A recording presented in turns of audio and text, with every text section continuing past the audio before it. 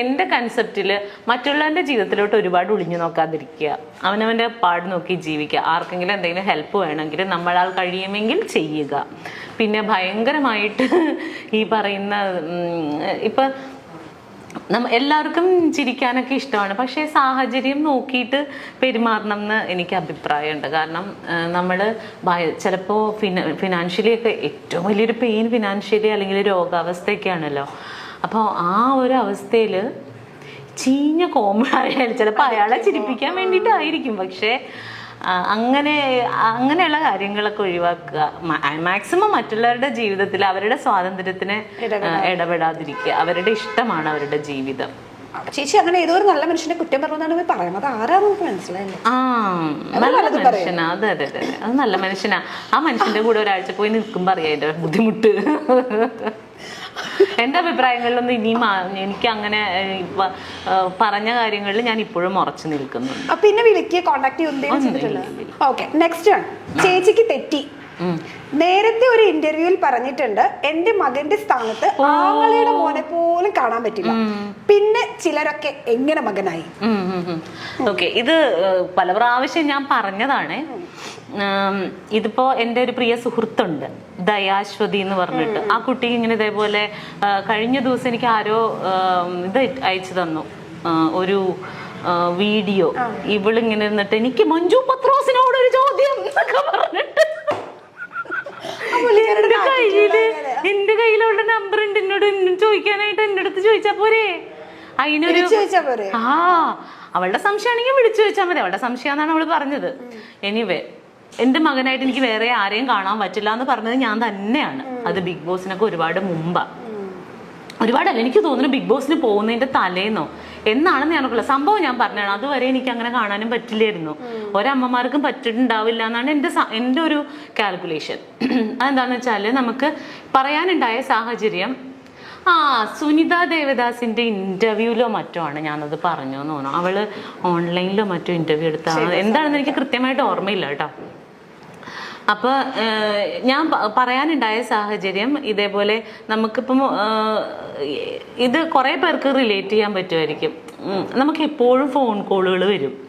മിക്കവാറും ഈ നമ്മുടെ നമ്പറുകൾ കിട്ടിക്കഴിഞ്ഞാൽ ഇങ്ങനെ വിളിച്ചിട്ട് എല്ലാവരും അല്ല കേട്ടോ, വളരെ കുറച്ച് പേര് വിളിച്ചിട്ട് എനിക്ക് എൻ്റെ സ്വന്തം പെങ്ങളെ പോലെയാണ്, എൻ്റെ മകളെ പോലെയാണ്, സ്വന്തം പെങ്ങളാണ് ഞാൻ അങ്ങനെ. അപ്പൊ ഒരാൾക്ക് ഉള്ളിൽ തോന്നുന്ന ഒരു ഇഷ്ടത്തെ അയ്യോ എനിക്ക് താല്പര്യമില്ല എന്ന് പറഞ്ഞു വെക്കാൻ അവരെ ഹേർട്ട് ചെയ്യേണ്ട കാര്യം നമുക്കില്ലല്ലോ. അപ്പൊ ചേട്ടാ താങ്ക് യു എന്ന് പറഞ്ഞ് വെക്കും. പിറ്റേ ദിവസവും വിളിക്കും പെങ്ങളുടെ സുഖം അന്വേഷിക്കാൻ. എല്ലാ ദിവസവും വിളിക്കും പെങ്ങളുടെ സുഖം അന്വേഷിക്കാൻ. അപ്പൊ ആ ഒരു സാഹചര്യത്തിലാണ് ഞാൻ പറഞ്ഞത്, അതെന്തിനാണ് അങ്ങനെ ഡെയിലി വിളിച്ച് ഒരാളെ വിളിച്ച് സുഖവിവരം അന്വേഷിക്കേണ്ടത്? പിന്നെ നമ്മൾ എടുക്കാതാവും കോള്, ശല്യമായി മാറും. ചിലപ്പോൾ വീഡിയോ കോളൊക്കെ ചെയ്ത് കളയും. നമ്മൾ എങ്ങനെയാണ് നമ്മുടെ വീട്ടിൽ നിൽക്കണം, അല്ലെങ്കിൽ നമ്മുടെ റൂമിൽ എന്തായിരിക്കും നമ്മുടെ അവസ്ഥ എന്നൊന്നും നമുക്കറിയില്ലല്ലോ. ചിലപ്പോൾ കുളിക്കാൻ കയറുന്ന ടൈമായിരിക്കും വീഡിയോ കോളൊക്കെ ചെയ്യും. അപ്പൊ അതൊക്കെ നമുക്ക് ടെക്നിക്കലി ഇതൊക്കെ ബുദ്ധിമുട്ടല്ലേ. അപ്പൊ അപ്പോഴാണ് ഞാൻ പറഞ്ഞത്, ഇപ്പൊ എന്നെ സംബന്ധിച്ച് എനിക്ക് എൻ്റെ ആങ്ങളെ കാണുന്ന പോലെ എനിക്ക് വേറൊരു ആളെ എൻ്റെ സ്വന്തം ബ്രദറായിട്ട് കാണാൻ പറ്റുമോ? ഇല്ല, പറ്റില്ല. എനിക്ക് എൻ്റെ മകനെ പോലെ എനിക്ക് വേറൊരാളെ കാണാൻ പറ്റില്ല എന്ന് ആ സാഹചര്യത്തിലാണ് ഞാൻ പറഞ്ഞത്.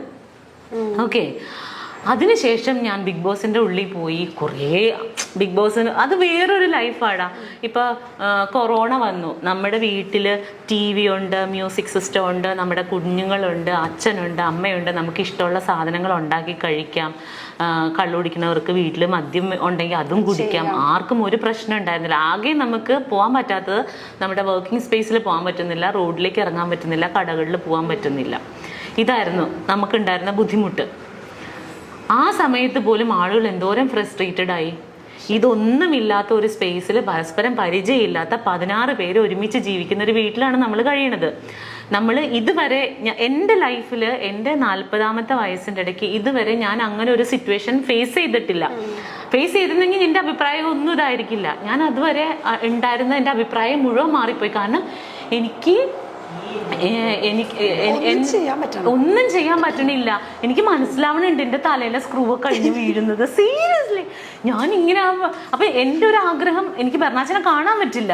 ദൈവം, എനിക്ക് അവന്റെ കൈയൊന്ന് അതിന്റെ ഇടയിൽ കൂടി ഒന്ന് കാണാൻ പറ്റുമായിരുന്നെങ്കിൽ ഞാനിവിടെ നിന്ന് പൊട്ടിക്കരഞ്ഞിട്ടുണ്ട് കുഞ്ഞിനെ കാണാൻ പറ്റാതെ. കാരണം അപ്പൊ ചോദിക്കും നീ എന്തിനാ പോയെന്ന് ചോദിക്കും. ഞാൻ ഓർത്ത് എനിക്ക് ഈസി ആയിട്ട് അത് സർവൈവ് ചെയ്യാൻ പറ്റും എന്നാണ്. ഇന്നും ബെർണാച്ചന് സ്കൂളിൽ പോയപ്പോ ഞാൻ ടോയ്ലറ്റിലിരുന്ന് കുറെ കരഞ്ഞു. വേറെ ഒന്നുമല്ല, ഞാൻ ഇന്ന് അവിടെ നിന്ന് പോരും, എനിക്കിന്ന് അവനെ കാണാൻ പറ്റില്ല. സ്കൂൾ വിട്ട് വന്ന് കഴിയുമ്പോ ഇനി ഞാൻ 10-15 ദിവസം കഴിയുമ്പോഴേ ടിഷ്യൂ തരും. സീരിയസ്ലി അല്ല, ഇത് കണക്കിലാക്കണ്ട. അപ്പൊ ഇനിയിപ്പോ ആൾക്കാർ ഓ സ്കൂളിൽ പോകുമ്പോഴും അമ്മ കരയുന്നു. അല്ല, അതല്ല അതിന്റെ ഫീല്. അവന് സ്കൂളിൽ പോയി എനിക്ക് അവനെ ഡെയിലി കാണാൻ പറ്റില്ല. അപ്പൊ ഇനിയിപ്പോ വൈകുന്നേരം സാധാരണ ഞാൻ ഇവിടെ ആണെങ്കിലും വീട്ടിലുണ്ടാവും ഞാൻ അവൻ വരുമ്പോ, അല്ലെങ്കിൽ രാത്രി ഞങ്ങൾ ഒരുമിച്ചാണ് ഉറങ്ങണത്. ഇന്ന് മുതൽ ഇനി അത് പറ്റില്ല. ഇന്നിപ്പോ ഞാൻ പോകുമല്ലോ. അപ്പൊ എനിക്ക് അവൻ പോകുമ്പോ ഒരു തിങ്ങലാണ്. ഇതിന്റെ 100 ഇരട്ടിയാണ് ഞാൻ ബിഗ് ബോസ് വീട്ടിൽ വെച്ച് അനുഭവിച്ചത്. അവിടെ വെച്ചിട്ടാണ് ഈവൻ ഫുക്രു, ഞാൻ പറഞ്ഞത് സത്യമാണ്, അവിടെ വെച്ചിട്ട് എനിക്ക് ബെർണാച്ചനായോ എന്നുള്ളതല്ല, ആ ഒരു സ്ഥലം ഫില്ല് ചെയ്യാൻ വേണ്ടിയിട്ട് ഈ കുട്ടി എന്നെ ഒരുപാട് ഹെൽപ്പ് ചെയ്തിട്ടുണ്ട്. ബെർണാച്ചൻ എന്നെ ഡി മഞ്ജു പത്രോസ എന്നൊക്കെ പറഞ്ഞ് എന്റെ മോൻ വന്ന് വിളിക്കും. അതുപോലെയൊക്കെ ബെർണാച്ചൻ ഹലോ, അതുപോലെ ഇവൻ ഫുക്രപ്പം വന്നിട്ട് ഡി മഞ്ജു പത്രോസ എന്ന് വിളിക്കുമ്പോൾ ഞാൻ പെട്ടെന്ന് അയ്യോ എനിക്ക് കൊച്ചു വിളിക്കണ പോലെ തോന്നും. അതുപോലെ ഇപ്പൊ എനിക്ക് ഫുഡൊക്കെ ഭയങ്കര ഇഷ്ടമാണ്. അപ്പൊ ഇന്നലെ ബെർണാച്ചൻ ചോറുണ്ട് കഴിഞ്ഞപ്പോഴത്തേനും ഞണ്ടൊക്കെ എനിക്ക് ഭയങ്കര ഇഷ്ടമാണ്. അപ്പൊ അവൻ ചോറുണ്ട് കഴിഞ്ഞപ്പോ അതിൽ നിന്ന് ഒരു കഷ്ണം ഞണ്ടെടുത്ത് എനിക്ക് തന്നു. എനിക്കിഷ്ടമാണെന്ന് അറിഞ്ഞോണ്ടാ. അതുപോലെ തന്നെ ഇവൻ കറിയൊക്കെ വെച്ചിട്ടുണ്ടെങ്കിൽ എനിക്ക് ചിക്കനൊക്കെ ഇഷ്ടമായതുകൊണ്ട് ഇവൻ അവന്റെ ചിക്കൻ പീസ് എനിക്ക് തരുന്നുണ്ട്. എന്റെ പപ്പടം എടുത്തോണ്ട് പോവും. അവൻ അതാ ഇഷ്ടം. അപ്പോൾ അങ്ങനെ ഒരു റിലേഷൻഷിപ്പ് അവിടെ കിട്ടിയത് കാരണം എനിക്ക് പെട്ടെന്ന് ബെർണാച്ചനായിട്ടാണ് റിലേറ്റ് ചെയ്യാൻ പറ്റുന്നത് അവനെ എന്ന് വിചാരിച്ചിട്ട്. അവൻ എൻ്റെ മകനായിട്ട് ഞാൻ ദത്തെടുത്തു എന്നല്ല അതിൻ്റെ അർത്ഥം. ഇതൊക്കെ സാമാന്യ ബോധമുള്ളവർക്ക് മനസ്സിലാകും, ഇല്ലാത്തവരോട് പറഞ്ഞിട്ട് കാര്യമില്ല. അപ്പൊ ഇതിപ്പോ ദയക്കും കേൾക്കുകയാണെങ്കിൽ ദയക്കും കൂടി മനസ്സിലാവട്ടെ എന്ന് വിചാരിച്ചിട്ടാണല്ലോ. ദയ അപ്പൊ അതിനകത്ത് ചോദിച്ചു എന്താണ് ഓന്ത് നിറം മാറുന്നത് പോലെ നിറം മാറുന്നവളാണോ എന്നൊക്കെ ചോദിച്ചു. ദയനോട് പറയണ ഓന്ത് നിറം മാറുന്ന പോലെ നിറം മാറിയതൊന്നുമല്ല, ഇതാണ് ഇതിന്റെ വാസ്തവം. അപ്പം പറഞ്ഞ പോലെ അവിടെ വെച്ചിട്ട് ദയക്ക് അറിയാമായിരുന്നെങ്കിൽ ചിലപ്പോൾ മനസ്സിലായിട്ടുണ്ടാവില്ല പുറത്ത്. പിന്നെ നിലനിൽപ്പിന് വേണ്ടിയിട്ട് ഓരോരുത്തരും ഓരോന്ന് ചെയ്യല്ലേ. അപ്പൊ ദയ അത് ചെയ്തോട്ടെ, കുഴപ്പമില്ല, എനിക്ക് പ്രശ്നമില്ല. Seriously no issues. Okay, next വെറുതെ പത്രാസ് അടിക്കല്ലേ എന്റെ മഞ്ജു. അത് അങ്ങനെ പറഞ്ഞിട്ടുണ്ടോ? അതെന്താണാവോ? ചിലപ്പോ ഒരു അതായിരിക്കും, ഒരു പ്രാസത്തിന് വേണ്ടി പറഞ്ഞായിരിക്കും. പാവം, പോട്ടെ, അതൊക്കെ ഒന്നും കുഴപ്പമില്ല. നെക്സ്റ്റ് വേണം, നല്ലതാട്ടോ. വരും കാലത്തെ ലളിതാമ്മ. എന്താ മഞ്ജു ചേച്ചിക്ക് നാഷണൽ അവാർഡ് കിട്ടാതെ? എന്റെ കർത്താവേ, അങ്ങനെ ചോദിക്കല്ലേ. ഞാൻ അതിന് മാത്രം വലിയ കാര്യങ്ങളൊന്നും ചെയ്തിട്ടില്ല. നാഷണൽ അവാർഡ് കിട്ടാൻ പാകത്തിനൊന്നുമുള്ള അങ്ങനെ ഒരു നല്ല ക്യാരക്ടറോ. അതെന്താ അറിയോ, ഇപ്പോ നമ്മുടെ ഇൻഡസ്ട്രിയിൽ നിൽക്കുന്ന എല്ലാ ആർട്ടിസ്റ്റുകളും നല്ല ടാലന്റഡ് ആയിട്ടുള്ളവരാണ്. പക്ഷെ ചിലർക്ക് നല്ല ഓപ്പർച്യൂണിറ്റീസ് കിട്ടും. ഇപ്പൊ എനിക്ക് അഭിനയിക്കാൻ കഴിവുണ്ട്. ഞാൻ എൻ്റെ വീട്ടിൽ പോയിരുന്ന് അഭിനയിച്ചിട്ട് വല്ല കാര്യമുണ്ടോ? എനിക്കിപ്പോ ചിലപ്പോ അല്ലെങ്കിൽ ഇപ്പൊ ആർക്കാണെങ്കിലും ഇപ്പൊ ലളിതാമ്മ ചെയ്ത പോലെയുള്ള നല്ല ഡെപ്ത് ആയിട്ടുള്ള ക്യാരക്ടർ ഈസി ആയിട്ട് ചെയ്യാൻ പറ്റുമെന്ന് വിചാരിക്കുക. എനിക്കിതിപ്പോ ഒരവസരം കിട്ടിയാലല്ലേ എനിക്കിത് ചെയ്ത് കാണിക്കാൻ പറ്റുള്ളൂ. അപ്പൊ ചിലപ്പോ ഇത് എഴുതുന്ന ആളുകൾക്ക് നമ്മളിൽ അത്ര വിശ്വാസം ഉണ്ടാവില്ലായിരിക്കും, അതുകൊണ്ട് തരില്ല. അല്ലെങ്കിൽ അത്തരത്തിൽ കഥാപാത്രങ്ങൾ ജനിക്കുന്നുണ്ടാവില്ല. പിന്നെ ഒരെണ്ണം ജനിക്കുമ്പോൾ കുറച്ചും കൂടി ബെറ്റർ ആയിട്ടുള്ള ഒരാളിലേക്ക് പോവായിരിക്കും. അപ്പോൾ എപ്പോൾ ചെയ്യുന്നോ വിധി ഉണ്ടെങ്കിൽ കിട്ടും. അങ്ങനെ എന്നെ സംബന്ധിച്ച് എനിക്കെല്ലാം ബോണസാണ് കേട്ടോ. ഞാൻ പറഞ്ഞില്ലേ, ഇപ്പോൾ ചിലർ പറയും അവള് പഴയ കാലം മറന്നുപോയെന്ന്. ഞാൻ ഒരിക്കലും മറന്നിട്ടില്ല. അത് പറയാൻ പറ്റില്ല. അപ്പോൾ ഞാൻ എങ്ങനെയാണ് എന്തായിരുന്നു എന്നുള്ളത് മറ്റാരേക്കാളും വ്യക്തമായിട്ട് അറിയാവുന്ന ഒരാളാണ് ഞാൻ. ഒരിക്കലും ഞാനത് മറക്കില്ല. അപ്പോൾ ഇല്ലില്ല, എനിക്ക് കരച്ചിൽ വരാറില്ല. ഞാൻ അങ്ങനെ ഇപ്പോൾ കരയാറില്ല. അപ്പോൾ ആ ഒരു സാഹചര്യത്തിൽ നിന്ന മഞ്ജു ഇന്ന് നല്ല ഭക്ഷണം കഴിക്കുന്നുണ്ട്, നല്ല വസ്ത്രം ധരിക്കുന്നുണ്ട്, വീട് വെക്കുന്നുണ്ട്, എൻ്റെ മകനെ പഠിപ്പിക്കുന്നുണ്ട്. ഇതൊന്നും ഭയങ്കര സംഭവമൊന്നുമല്ല. എനിക്ക് കിട്ടുന്ന ഗിഫ്റ്റാണ് ഇതൊക്കെ.